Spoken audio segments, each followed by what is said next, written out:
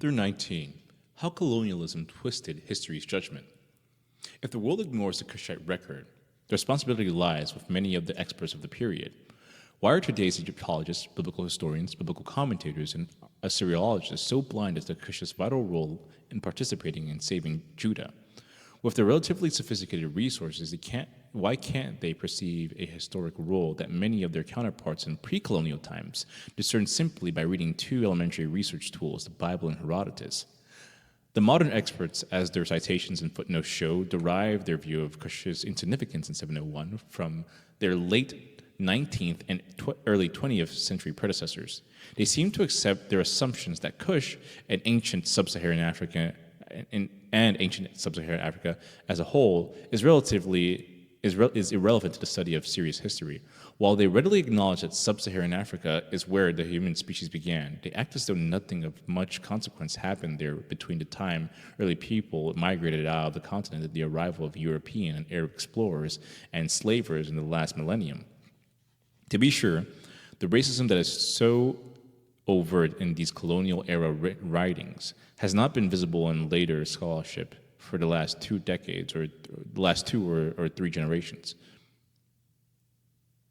Modern experts are retaining their predecessors' core dismissiveness towards this wave dynasty while rinsing out the explicitly racist tint. So deeply entrenches the view of Kushite incompetence that most experts today do not question it. In the extraordinary conditions of the colonial era, political pressures and social conditions gave rise to a form of intellectual corruption that outlasted the era itself. In the previous chapter, we saw how the hurricane of colonialism blew Western thinking about Kushite history off course. The 1880s rush to dominate the African continent, the so-called scramble, created a climate in the West that made disdain for colonized peoples almost psychologically necessary in order to justify their subjugation. Yet this explanation is not totally satisfying. Nagging questions remain. How could so many scholars get caught up in that mentality? How could they, in good conscience, produce expert findings that actively contribute to the perceived legitimacy of the colonializing mind? The scholars of that day, after all, were no dullards. Far from it. As we've seen, many of those who rejected Cush's role against Assyria were true intellectual luminaries, hardly the kind of people politicians might readily manipulate. Most of these archaeologists, historians, and biblical experts were products of classical education with backgrounds in history, language, literature that were designed to engender balanced judgment. In their books, these experts often invite a breadth of learning and command of language that is really quite awesome. They also tended to be members of academic communities that valued internationalism, humanitarian ideals. Most of these scholars, for example, would have supported the anti-slavery movement, which continued in Europe decades after the emancipation of slaves in the United States, and which focused on slavery of Africans by Africans. Most were also strongly committed to the Judeo-Christian faith. Indeed, many were actually clerics of religious denominations that had sent missionaries to Africa to save souls. Archibald Henry Sayce, 1845 to 1933, is an apt example of a scholar in the eye of colonialism storm. He was from Britain, the first country off the mark in the scramble, and during the period was actively working in the Nile Valley. He was a man of Oxbridge, spawning ground for many of the day's intellectuals, and was himself one of his generation's most admired experts on the ancient world's history, archaeology, and especially philology. A cleric, he served as president for many years of the Society of Biblical Archaeology and was a prolific contributor to its prestigious research journal. Among scholars visiting Egypt and the Sudan in the late 19th century, his erudition, social skills, and length of his stay combined to make him a near-legendary figure and insider par excellence. Indeed, as much as any of his contemporaries, Sayce might be said to incarnate the ideal of scholarly respectability of the Victorian and Edwardian times. His obituary in the Times speaks effusively of his benign, gracious character. He was one of the lovable personalities of the world. His presence, ever genial and stamped with old-fashioned courtliness, which endeared him to all, will for long be an Oxford tradition. Among his many friends were some of Britain's intellectual and artistic giants: poet Robert Browning, novelist George Eliot, philosopher Herbert Spencer, poet and scholar Matthew Arnold, explorer scholar Sir Richard Burton, and writers Walter Pater and John Ruskin. It is interesting that in all the books and articles I have seen that deal with Sayce,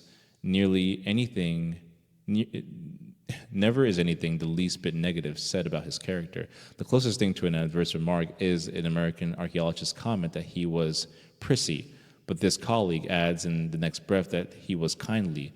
As concerns his work, Britannica is typically appreciative. In 1998 edition, its 1998 edition hails the Bristol natives' many valuable contributions to ancient Near Eastern linguistic and archaeological research. For Say's status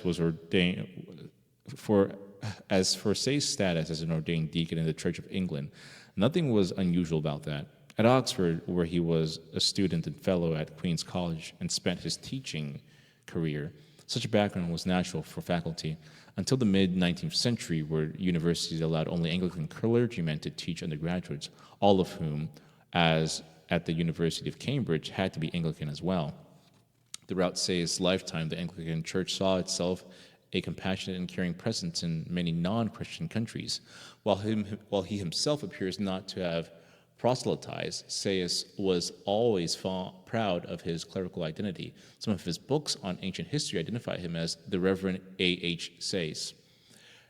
And although early in his career he declined appointment as a suffragan bishop, the assistant to the bishop of a diocese, in favor of pursuing his research on the ancient world, he insisted on wearing his clerical garb even when traveling to the hottest, dustiest of digs abroad.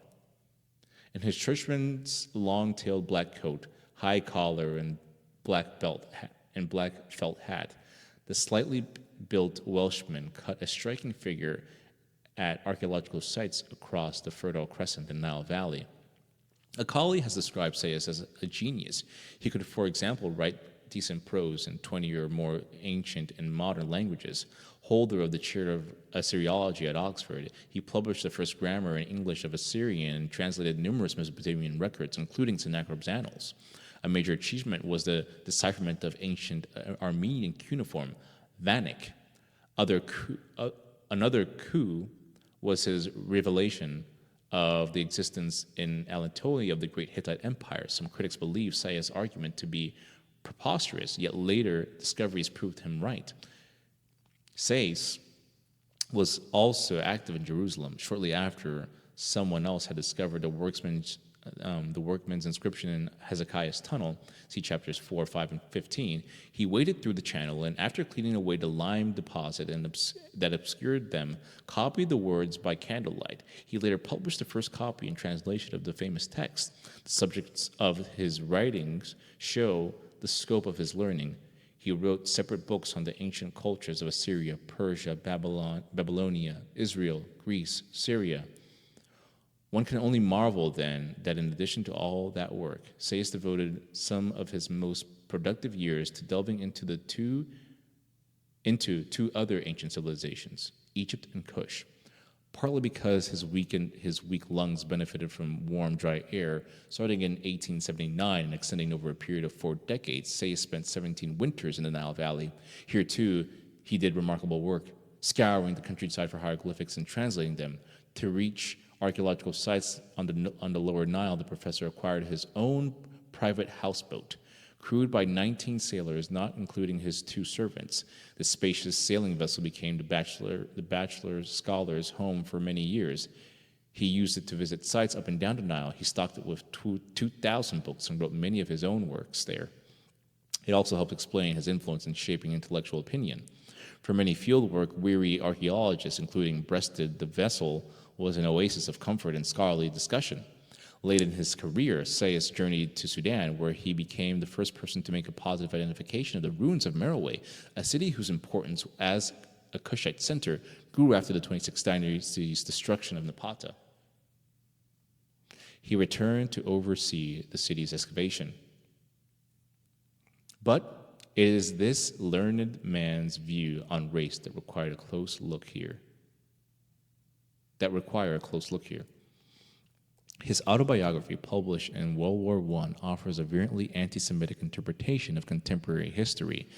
The Russian Revolution, he writes, was a time when the wild dreams of the Slav and the long-treasured revenge of the Jew upon the Gentile was combined in an orgy of destruction.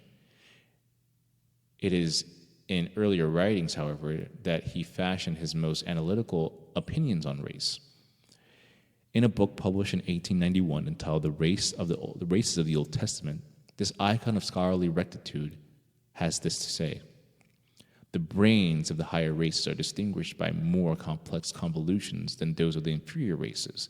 The black coloring matter of the Negro extends to even his brain, the convolution of which are comparatively simple. The greater the projections of the jaw beyond the line of the face, the more animal-like its manner. Is the latter. The more animal-like is the latter. Measurement of this forehead to jaw angle leads to the conclusion about one of the lower races. The Negro, in fact, stands about as much below the European as he stands above the orangutan. The ancient Egyptian is a member of the white race, inhabiting the southern valley of the Nile are two black races, the Negroes and the Nubians. The Nubians, in spite of their black skin, are usually classed among the handsomest of mankind, just as the Negroes are amongst the ugliest. Shabako, Taharka, and other Kushite kings, like the court which surrounded them, belonged to the white race. They were of Egyptian descent. In a book published in 1895, The Egypt of the Hebrews and Herodotus, Sayas revised the Kushites' racial identity. A captive Kushite king or prince depicted on an Assyrian stela had recently come to his attention. He says this royal personage possesses all the physical characteristics of the Negro.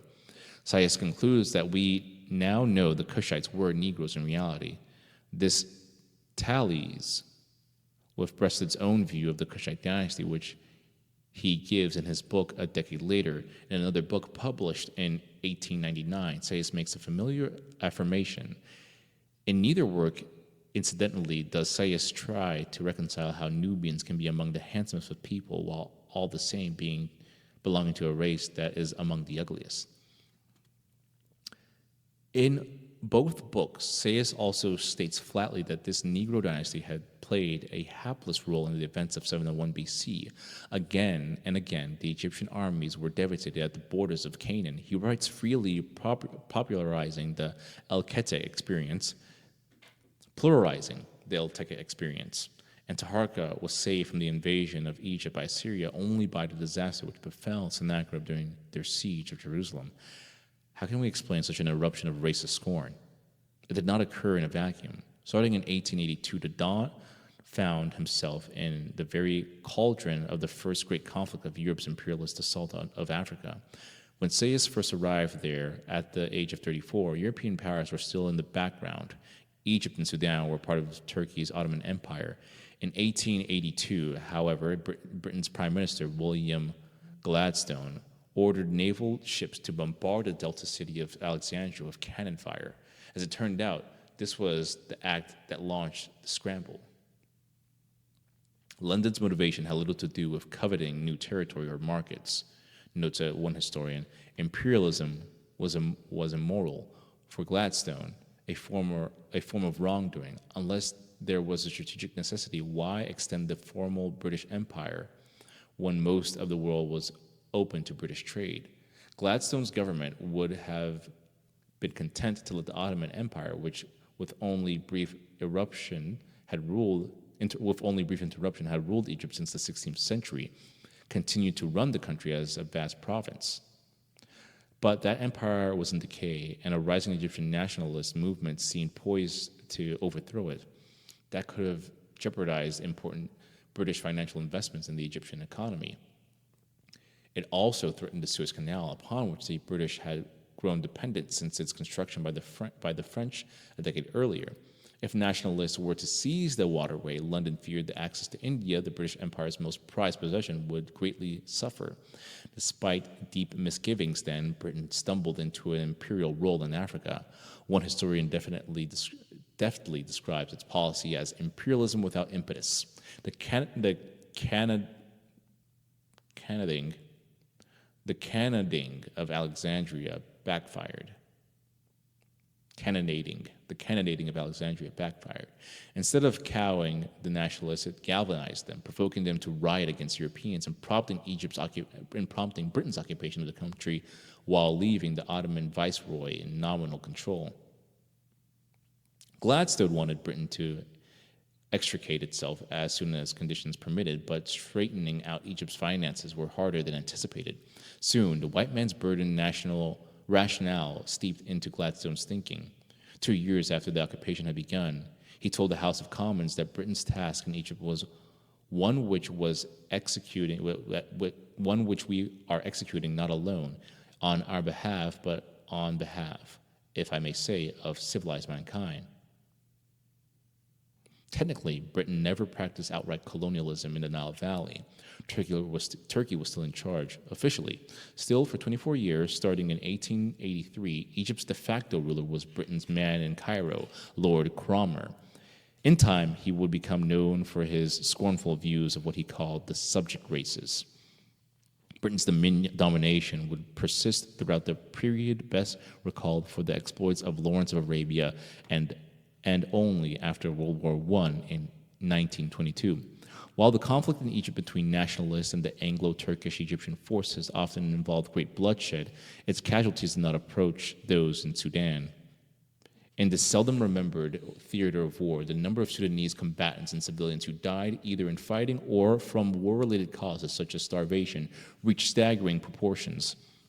According to the well-placed British official at that time, the Sudanese death toll approached 6 million, and that is out of a total Sudanese population that this official estimated at 8 million. This catastrophe took place over 2 decades of the 19th century. First, the Ottomans, with the active help of the British and Egyptians, sought to subdue the Sudanese in order to modernize the territory, at the same time suppress, at British instigation, the slave trade on which much of the indigenous economy relied. This intervention by outsiders, particularly the Christian British, provoked widespread religious and nationalistic outrage in Muslim populations. In 1883, the Sudanese annihilated 10,000 men. The Sudanese annihilated a 10,000-man Egyptian army under the command of a British colonel. 2 year later, an event took place that rocked the British Empire. Under the leadership of the religious leader Muhammad Ahmed al-Mahdi, Sudanese forces conquered their country's capital, Khartoum, that had been held by British troops under the command of one of the empire's most illustrious figures, General Charles Gordon. Killed by a Sudanese spear, Gordon immediately achieved warrior saint status in Britain.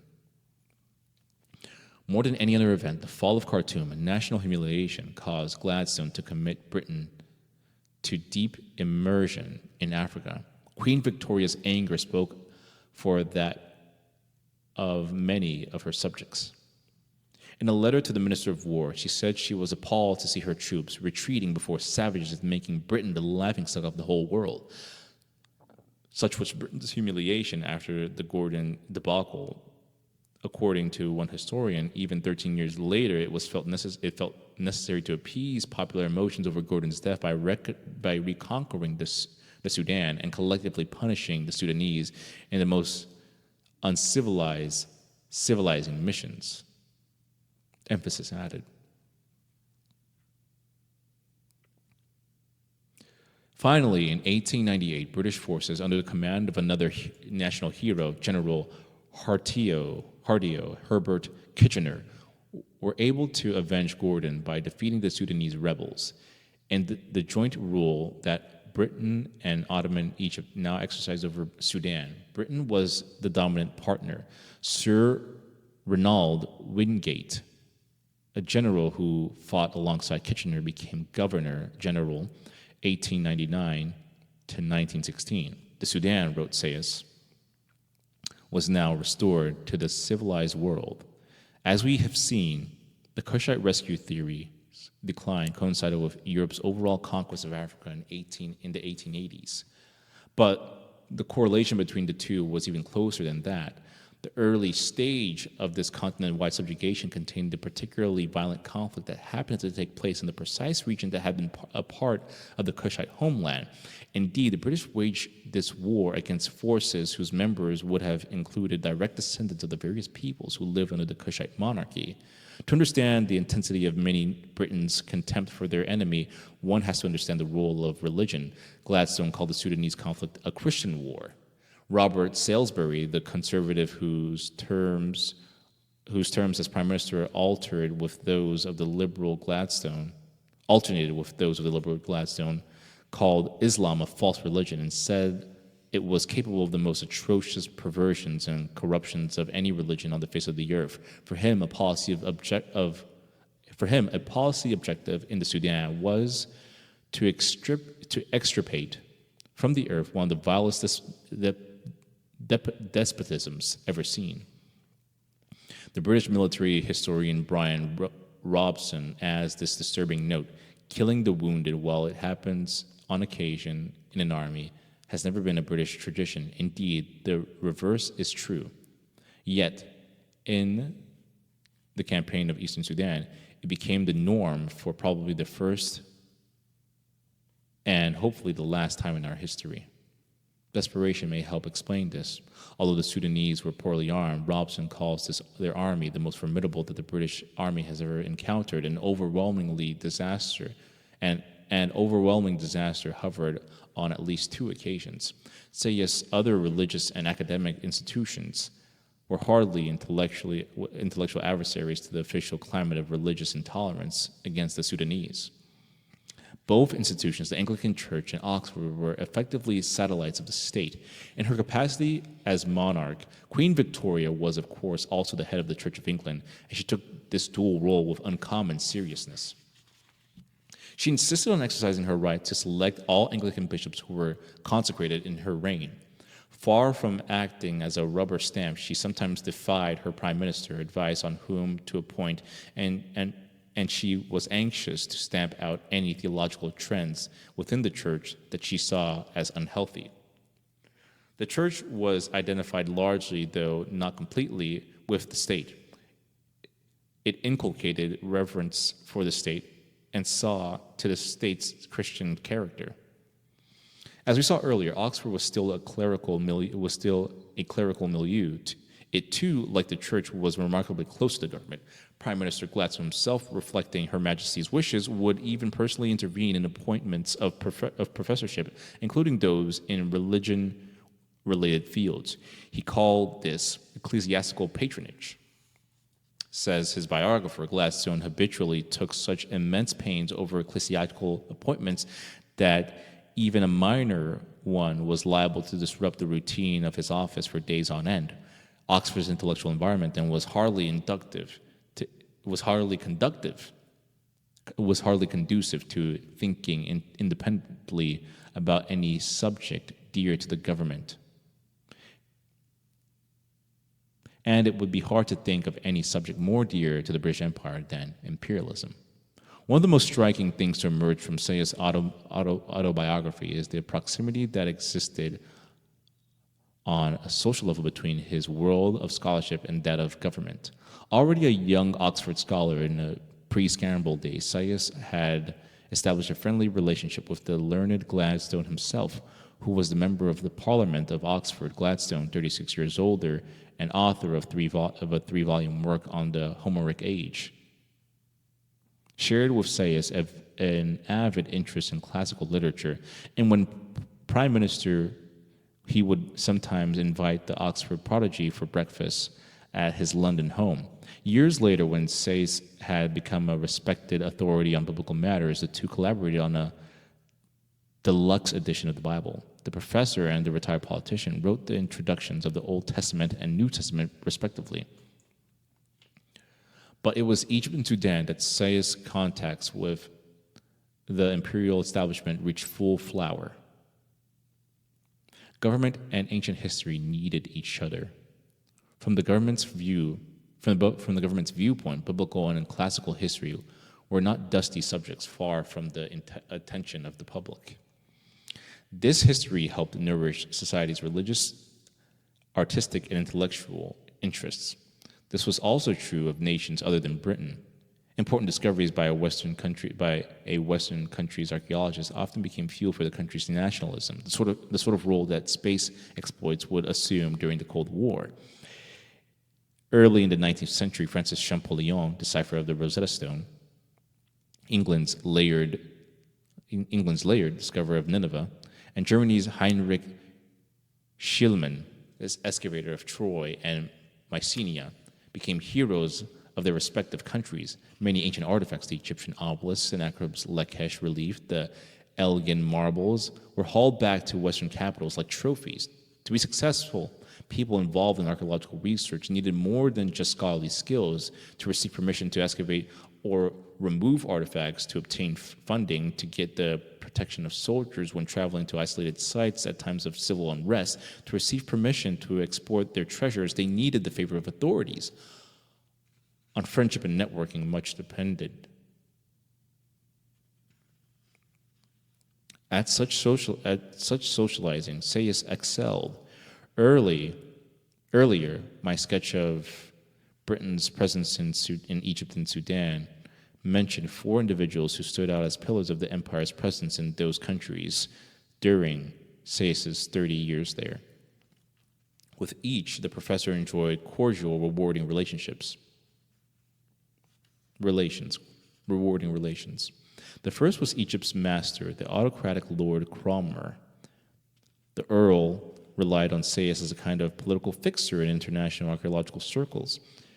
Sayce also profitably traded on his influence with Cromer in return for interceding with him on behalf of a wealthy Egyptian who needed the great man's approval on a private matter. Sayce purchased from the Egyptian the sumptuous houseboat, spanking new, at less than half its construction costs.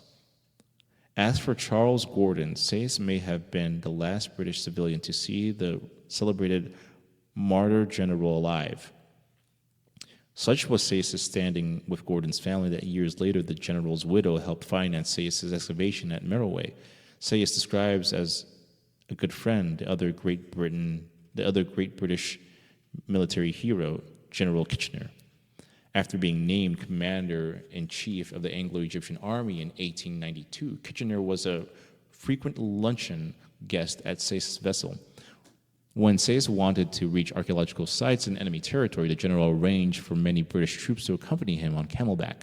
Such was the relationship that he confided to the professor astonishing war secrets.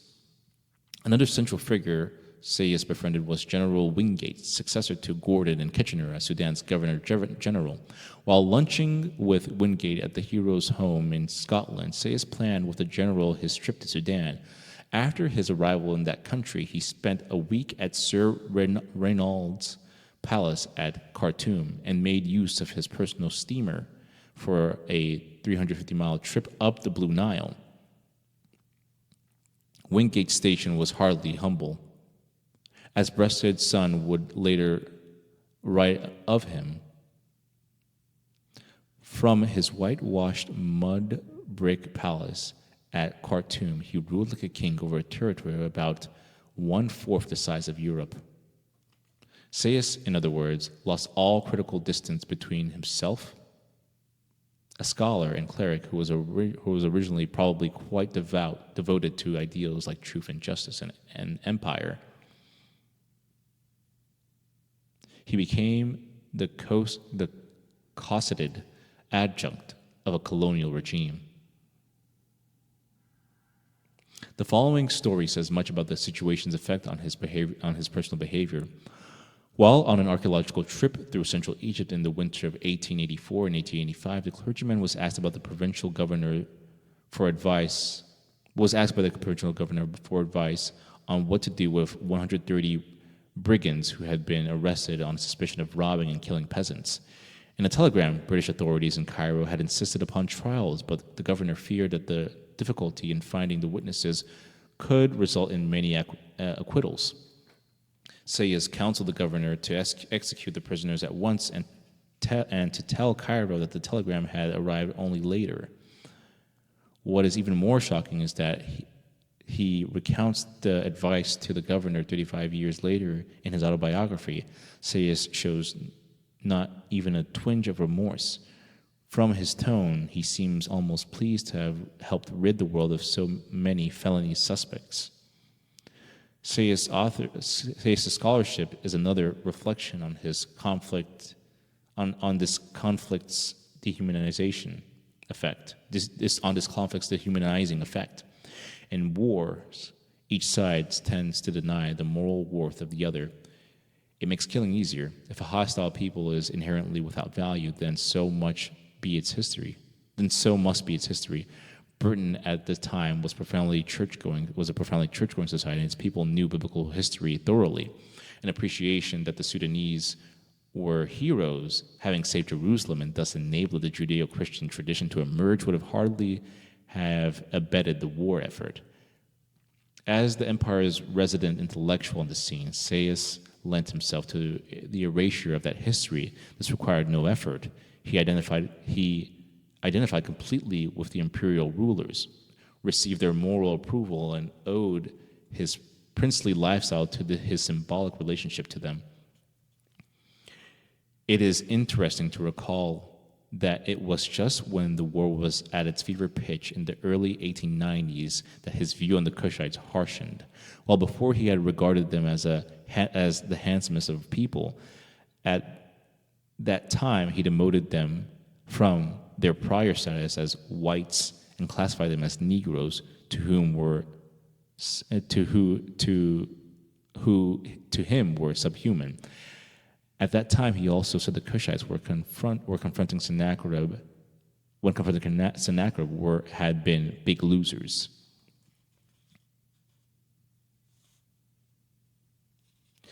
Once the smoke of war vanished from Sudan, something strange happened to Sayers' view of Cushites.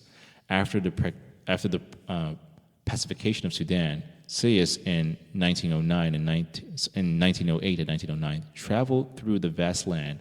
It was in the course of a trek by dromedary that he located Merowe, and less than a year later, Sayers returned to the site to organize the first dig. The excavation had great influence on his opinion of Cushite/Meroitic civilization. Upon his return home, he wrote the preface to a friend's book, published in 1911, on contemporary Anglo-Egyptian Sudan. In his brief comments, Sayers expressed enthusiasm for ancient Merowe's cultural sophistication. Archaeology, he writes, has brought to light a new and unexpected civilization of high order. Sounding like Harine, he says that Greek writers were correct in the accounts they gave of, among other things, the Merowe region's high culture. Sayers then goes on to make this startling assessment of a civilization with whose descendants the empire was now at peace. In the latter days, Ethiopia still exercised an influence upon the history of the world. It was the Ethiopian king with his black Levites from the land of Sad or Sud, southern Sudan, who prevented Sennacherib from destroying Jerusalem and therewith the religion of Judah before the reforms of Josiah and the preaching of the great prophets, and enabled it to withstand the disintegrating force of exile and dispersion. Though Taharqa was compelled to retreat to Egypt after the Battle of El Teket, the Assyrian army was too shattered to follow him or to return to the siege of Jerusalem with any prospect of success. The season had grown late, disease had broke out in the ranks of the invaders. Sennacherib found himself obliged to lead the survivors of his army back to Nineveh with his rebellious vassals unsubdued. The Negroes of Africa had saved the city and temple of Jerusalem. Emphasis added. This is the most forthright statement I have encountered by any scholar in the 20th century that recognizes both a decisive role of Taharka's forces in turning back Assyria and B, the impact of that event on history. But wait, if one reads the above passage carefully, one notices that nowhere does Sayas say that Taharka himself is a Negro. Only his conscripts or militia were. Is this missing racial identification of Taharka a mere oversight? No. In another book published in the same year, 1911, we see that the scholar no longer considers Taharka to be a Negro. A revealing correlation then emerges from Sayas' zigzags. When he declares Taharka to be a Negro, he says the Cushites' commander's expedition to Kor as a when he declares Taharka to be a Negro, he sees the Cushite commander's expedition to Kor as a fiasco. It has no bearing on the Assyrian withdrawal, but Sayas deems Taharka to not be. But when Sayas deems Taharka to not be a Negro and presumably white, then his expedition has the effect of leaving Taharka's forces too shattered to capture Jerusalem. Taharka is responsible for the survival of the city of Judah's religion. Sayas' generosities towards Taharka and his conscripts, the Negroes of Africa, however, appears to have been remarkably discreet. As mentioned, his statement occurs in the preface of his friend's book, the preface to a friend's book. The friend was His Excellency Yaqub Artan Pasha, a high Ottoman official in Egypt's education ministry in Cairo. The book, entitled England in the Sudan, consists of a collection of letters that the Pasha and a Christian aristocratic Armenian descent,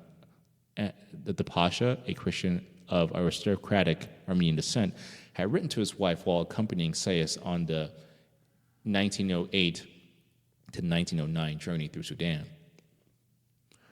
The result is a volume, essentially a vanity book, whose limited circulation would have been mostly outside Europe and would have included the retired officials' many Turkish, Egyptian, and Sudanese associates. It is unlikely such a book would attract many, if any, scholars' attention, and indeed, I have not seen any scholars cite it. In short, Sayas' pro-Taharka statement was in the form of an off-stage aside. Sayas' public stance on Taharka's success in 701 did not last. He reverted, at least on the record, to his original view. In 1925, a revised edition appeared of his book, of his 1891 book, Races of the Old Testament. In it, Sayas conserves his crudely racist statements about the inferiority and ugliness of Negroes. He also lets stand his insistence that the Cushite kings were white.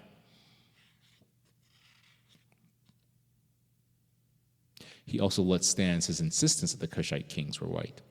Did he give approval to republication without reflection? No. In a preface to the new edition, he writes that he has reread the book and I find little to alter in it. Was he, at the age of 80, no longer alert?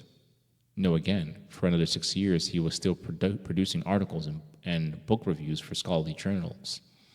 In a revised edition in 1926 of still another book, this one on ancient Assyria, that had been first published 40 years before, Sayas seems to confirm that he is back where he started. In referring to Sennacherib's withdrawal, he offers no clue as to its cause.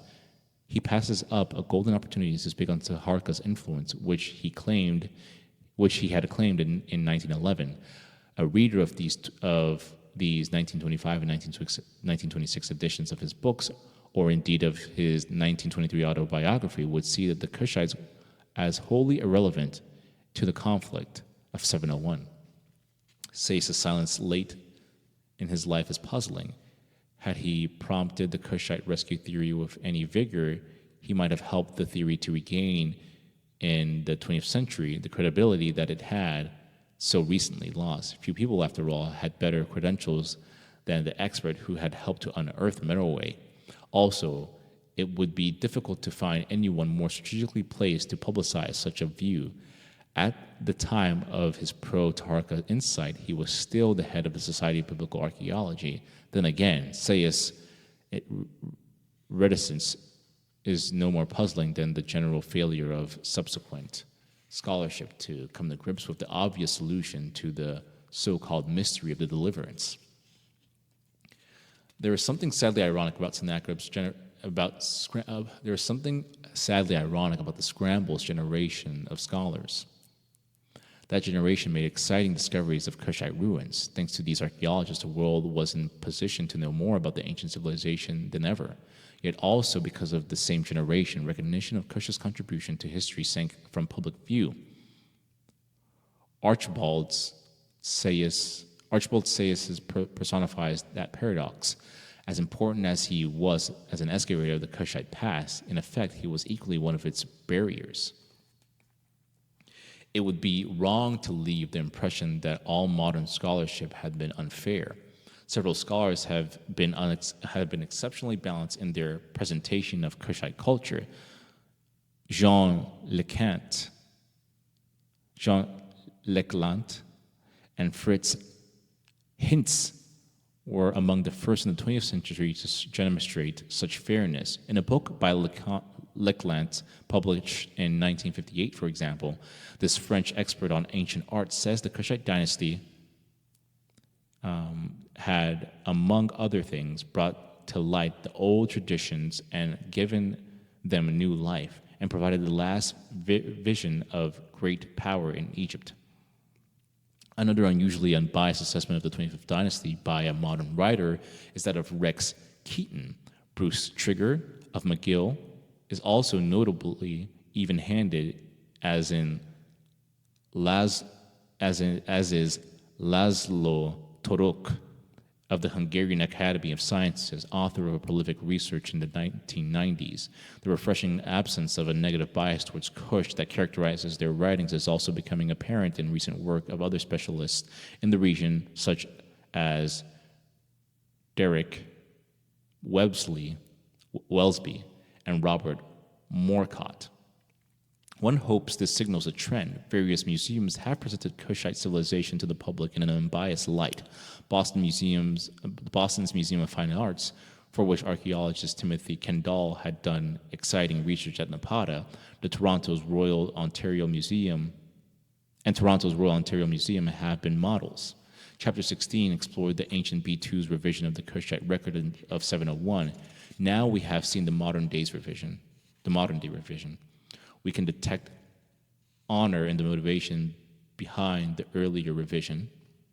In the second, that quality is conspicuously missing. Insofar as it connotes deliberate or conspiratorial cunning, the term cover-up does not really fit. There was no need for a conspicuous effort by Western historians, archaeologists, and biblical commentators a century ago to deny this chapter of Africa's past. Rather, the denial sprang from a common mindset. Sharing their society's support for overseas expansion, the scholars set aside ideas that clashed with the imperial premise of Africa's inherent unworthiness. If, like Archibald Sayus, one believed the Negroes of Africa to be midway between Europeans and apes, it was hard to swallow the idea that the members of such a sorry genetic background could have accomplished so heroic a feat as to save Jerusalem. That a scholar, a man of the cloth, like Sayus, could recommend the mass killing of prisoners was, of course, extreme and atypical, but he could speak openly of such cold-blooded behavior with neither shame nor fear of condemnation from peers, says much about the effect of the terrible conflict on the most basic morality. With their great academic and religious institutions functioning as handmaids of government, it took no great effort for Sayus and other scholars to help kill the enemy's history. Today, more than a century later, those intellectual successors possess no such excuse.